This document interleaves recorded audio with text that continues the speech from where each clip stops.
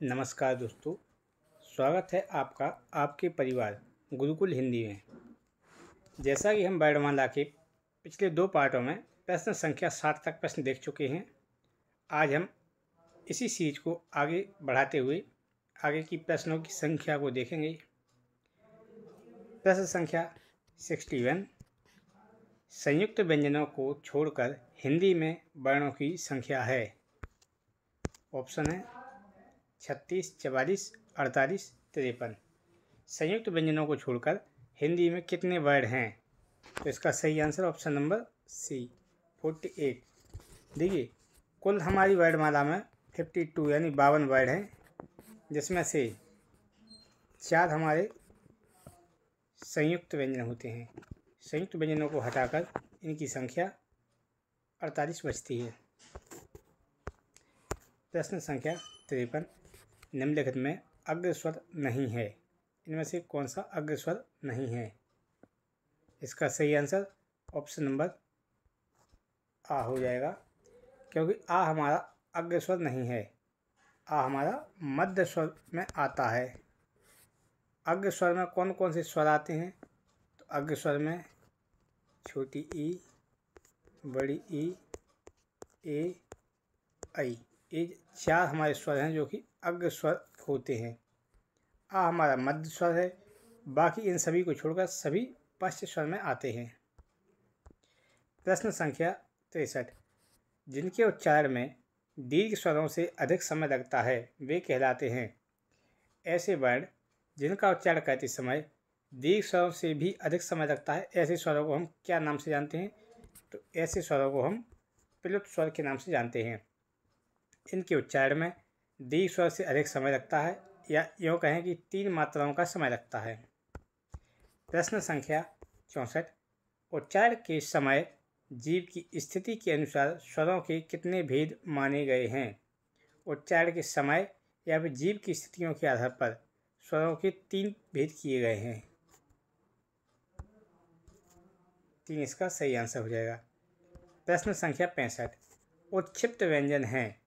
उत्क्षिप्त व्यंजन कौन से हैं? शा, सा, शा, या, रा, ला, छा, त्र, या, डा या ढा। देखिए, डा या ढा जिसके नीचे नुक्ता लगा होता है वो हमारे अरबी, फारसी, विदेशी भाषा के शब्द होते हैं। एक होता है डा और एक होता है ढा। यदि इनके नीचे नुक्ता लग जाए तो ये हो जाते हैं हमारे उत्क्षिप्त या फिर आगत व्यंजन, या फिर द्विगुण व्यंजन भी नहीं बोला जाता है। सा, सा, सा ये हमारे ऊष्म व्यंजन, छत्र के हमारे संयुक्त व्यंजन, या, रा, ला ये हमारे अर्ध स्वरों में आते हैं। प्रश्न संख्या 66, उत्क्षिप्त ध्वनि का प्रयोग हुआ है। इनमें से किसमें उत्क्षिप्त ध्वनि है? आरजू, खसरा, पढ़ाई, जफर। किसमें उत्क्षिप्त ध्वनि है? उत्क्षिप्त का अर्थ होता है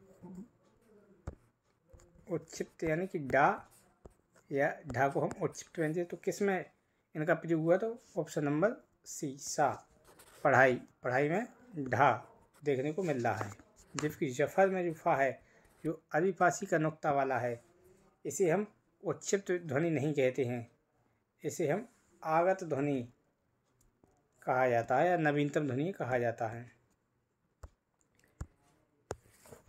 अगला प्रश्न 67, जिन व्यंजनों के उच्चारण में दोनों ओष्ठों द्वारा श्वास का अवरोध होता है वे क्या कहलाते हैं?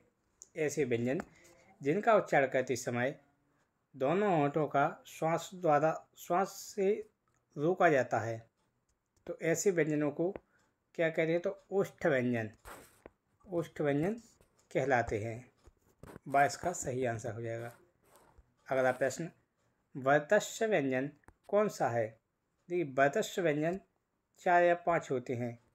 याद करने का तरीका क्या था? सा, रा, ला, जा और ना, ये हमारे वर्चस्व व्यंजन हैं। तो इसमें ऑप्शन नंबर ए हमारा सही आंसर हो जाएगा, ना हमारा वर्चस्व व्यंजन हो जाएगा। प्रश्न संख्या 69, जिनके उच्चारण में स्वर तंत्रियों में कंपन ना हो वे कहलाते हैं। देखिए, जिनका उच्चारण करते समय स्वर तंत्रियों में कंपन होता है वो हमारे घोष होते हैं। घोष या घोष को ही हम सघोष भी बोलते हैं। तो ऐसे व्यंजन हो जाते हैं हमारे सघोष या घोष। प्रश्न पूछा गया है कि जिन उच्चारण में स्वर तंत्रियों में कंपन ना हो तो ऐसी को बोला जाता है अघोष। तो अघोष इसका सही आंसर हो जाएगा ऑप्शन नंबर सा। अगला प्रश्न, प्रसन्नता में कौन सी ध्वनि है? प्रसन्नता, देखिए ना के बाद ना आया है तो ये युग्मक ध्वनि हो जाएगी। युग्मक ध्वनि हो जाएगी। युग्मक ध्वनि क्या होती है?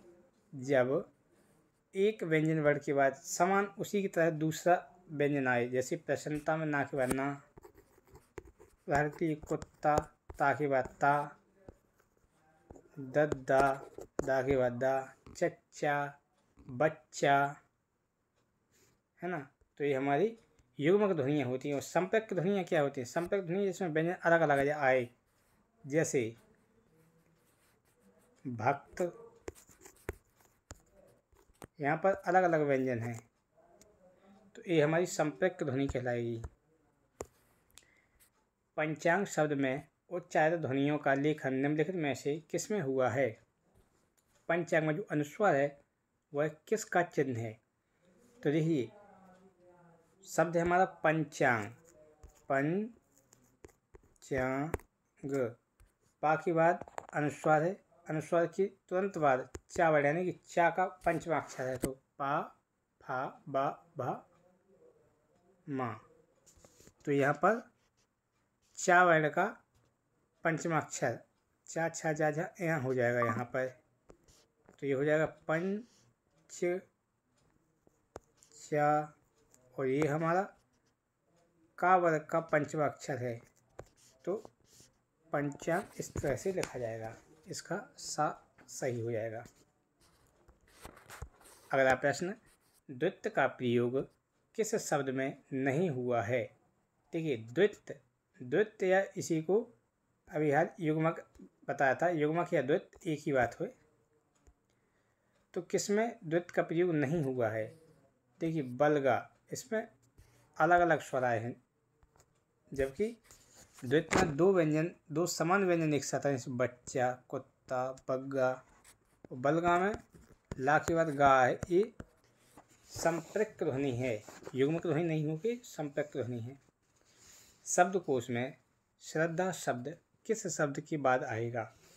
देखिए श्रद्धा, श्रा हमारा बनता है का प्लस सा के योग से बनता है, इसलिए एक का वर्ण के बाद आएगा। देखते हैं इसके ऑप्शन।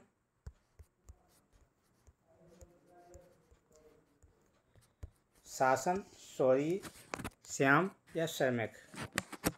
तो ये हमारा किस वर्ण के बाद आएगा? श्रमिक के तुरंत बाद हमारा ये आएगा श्रद्धा वर्ण। निम्नलिखित में से कौन सा शब्द शब्दकोश में सबसे बाद में आएगा? शब्दकोश में सबसे बाद में कौन सा वर्ड आएगा? देखिए हा के साथ, हा सब में है, तीनों में हा दिख रहा है, लेकिन सबसे बाद में पूछा है तो सबसे पहले हा के साथ छोटा वाला आएगा, तो ये सबसे पहले नंबर पर आएगा हृदय, दूसरे नंबर पर हार्दिक, और हराश ये हमारा री की मात्रा है, इसलिए ये तीसरे नंबर पर आएगा। यानी सबसे बाद में कौन सा आएगा? ऑप्शन नंबर ए इसका सही आंसर हो जाएगा, हास। अगला प्रश्न, निम्नलिखित में से कौन सा शब्द शब्दकोश में सबसे पहले आएगा? तो इसका सही आंसर हो जाएगा ऑप्शन नंबर ए, अंकुर।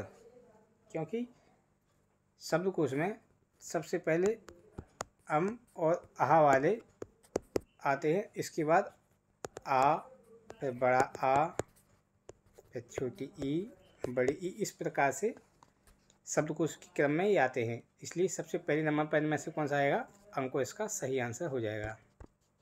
अगला प्रश्न, प्रश्न संख्या 77, निम्नलिखित में से किसे हिंदी की मानक वर्णमाला में स्थान नहीं दिया गया है? कौन सा वर्ण है जिसे स्थान नहीं दिया गया है? ली, क्री, ड़ या श्री? तो इसका सही आंसर हो जाएगा ऑप्शन नंबर सा, श्री।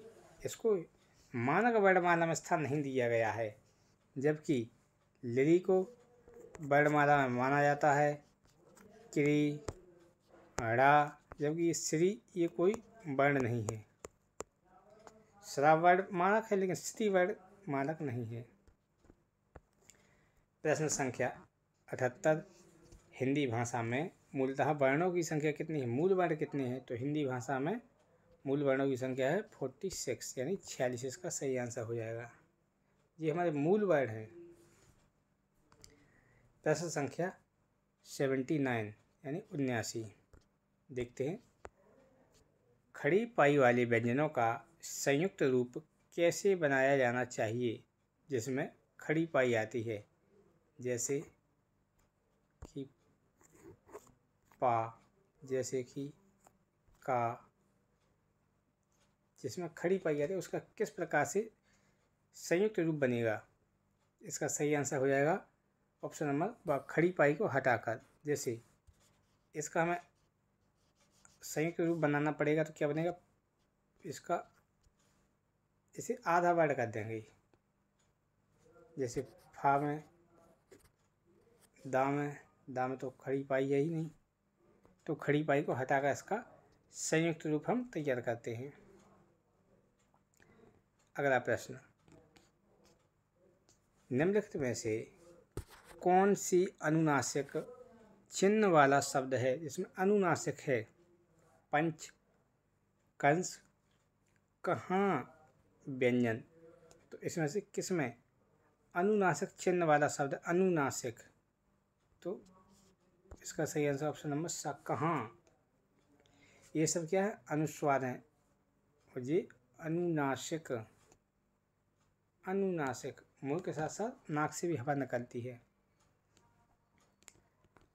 अगला प्रश्न, विसर्ग से बना शब्द कौन सा है? विसर्ग से बना हुआ है। इसका सही आंसर ऑप्शन नंबर बा, नि स्प्रे। इसमें विसर्ग हमें देखने को मिल रहा है जो कि इस प्रकार यहाँ पर छिपा हुआ है। अगला प्रश्न, इनमें से कौन सा वर्ण स्वर है? इनमें से कौन सा वर्ण स्वर है? ऐ, अम, लि, आ। देखिए इसका सही आंसर ऑप्शन नंबर ए हो जाएगा, क्योंकि अम और आ हमारे वर्ण स्वर में गिनती में नहीं आते, ये अयोगवाय है, जबकि लिरी संस्कृत का वर्ण है। अगला प्रश्न, जिन स्वरों के उच्चारण में होठ वृत्ताकार ना होकर मात्र फैले रहते हैं उन्हें क्या कहा जाता है? ऐसे स्वर जिनके उच्चारण में होठ वृत्ताकार ना होकर के सिर्फ फैले रहते हैं इनको क्या कहते हैं? आवृत्ताकार। यदि वृत्ताकार होंगे तो वृत्ताकार, फैले रहते तो आवृत्ताकार। वर्गाकार कोई शब्द नहीं है। आगे प्रश्न, एक मात्रक द्वैमात्रक के अतिरिक्त स्वर का एक और भेद होता है जिसे कहा जाता है प्लुत स्वर या त्रैमात्रक के नाम से भी इसे जाना जाता है। इसका सही आंसर हो जाएगा। नेट जीआरएफ में पूछा गया क्वेश्चन है। निम्नलिखित में से प्रत्येक व्यंजन वर्ग में वर्ण संख्या क्या है? देखिए प्रत्येक वर्ण में कितने वर्ग होते हैं? प्रत्येक वर्ग में कितने वर्ण होते हैं? 5 वर्ण। जैसे का, खा, गा, घा, अंगा, चा, छा, जा, जा, या, टा, ठा, डा, ढा, ड़ा, ता, था, दा, धा, ना, पा, फा, बा, भा, मा। इस प्रकार से 5 वर्ण संख्या होती है। अगला प्रश्न, प्रश्न संख्या 86, व्यंजन के वर्गीकरण के संदर्भ में कौन सा तत्व उपयुक्तम है? सरल और कठिन में बांटा गया है? नहीं बांटा गया। पूर्णतः सहज, सहज के रूप से है? नहीं। द्वितीय तथा संयुक्त वर्ण का विभाजन हुआ है लेकिन इतना नहीं। का वर्ग, हाँ वर्गों के रूप में बांटा गया, ये सबसे उत्तम विभाजन है।